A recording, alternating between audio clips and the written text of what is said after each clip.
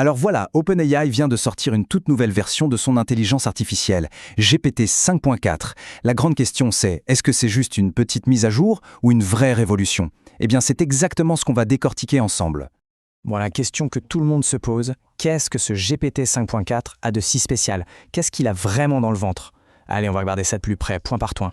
Ok, c'est parti, on plonge dans le vif du sujet. OpenAI a donc officiellement levé le voile sur GPT 5.4. Et attention, on ne parle pas d'une simple petite mise à jour, non, c'est vraiment une nouvelle étape importante. L'objectif affiché est très clair. Le modèle est conçu pour être meilleur sur 3 points essentiels. D'abord, le raisonnement et le codage, ça, on s'y attendait. Mais surtout, il y a une nouveauté qui est super intéressante, ce qu'ils appellent les flux de travail de type agent. C'est un peu technique comme nom, mais on va voir juste après ce que ça cache, et croyez-moi, c'est prometteur. Bon, maintenant, parlons performance, parce que c'est bien beau les nouvelles fonctionnalités, mais au quotidien, ce qu'on veut, c'est que ça soit rapide et fiable, pas vrai? Et là-dessus, OpenAI nous fait une promesse assez claire. Le tableau comparatif est assez éloquent, je trouve. D'un côté, on nous promet un modèle plus factuel, donc plus fiable, qui raconte moins de bêtises, mais le point qui est vraiment crucial, c'est l'utilisation des jetons ou tokens. GPT 5.4 en utilise moins.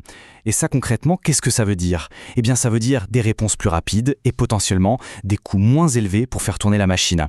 Et c'est là vraiment que ça devient passionnant. On n'est plus juste dans l'amélioration de l'existant. Non, là on parle de capacités complètement nouvelles qui pourraient bien changer notre façon d'utiliser ces intelligences artificielles. Juste avant d'aller plus loin, il faut qu'on s'arrête sur un terme très important, un agent IA. Qu'est-ce que c'est? Eh bien imaginez un peu un assistant personnel, mais qui est capable de prendre le contrôle de la souris et du clavier à notre place. On lui donne une tâche, comme par exemple, fais une recherche sur tel sujet et résume-moi tout ça dans un document. Et hop, il s'exécute tout seul en naviguant sur le web et en utilisant les logiciels. Eh bien voilà, c'est précisément ça, la grosse nouveauté de GPT 5.4. Il peut maintenant interagir directement avec les logiciels sur l'ordinateur, avec les sites web. Ça ouvre des possibilités énormes pour automatiser des tâches du quotidien, faire des recherches complexes, coder, trier des documents, tout ça devient beaucoup plus simple. Et ce n'est pas tout. L'autre révolution, c'est la façon même d'interagir avec le modèle. Maintenant, on peut l'interrompre en plein milieu de sa réponse. Ça peut paraître tout bête, mais en fait, ça change complètement la donne en termes de contrôle. Regardez un peu comment ça marche. On lui pose une question, il commence à générer sa réponse, mais là on se rend compte qu'il part dans la mauvaise direction, qu'il a mal compris. Eh bien, pas de problème, on l'arrête, on lui dit « non, fais plutôt comme ça » et on ajuste l'instruction en temps réel. Franchement, c'est un gain de temps et de précision qui est juste énorme. Alors, tout ça c'est super, mais la question c'est comment on met la main dessus? La très bonne nouvelle, c'est que c'est déjà disponible.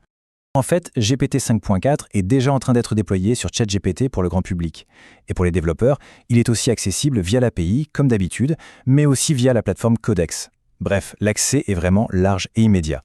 Juste un petit conseil pratique, si on utilise ChatGPT, pour être bien certain d'être sur la nouvelle version, il faut aller dans le menu de sélection des modèles et choisir celui qui s'appelle GPT 5.4 Thinking.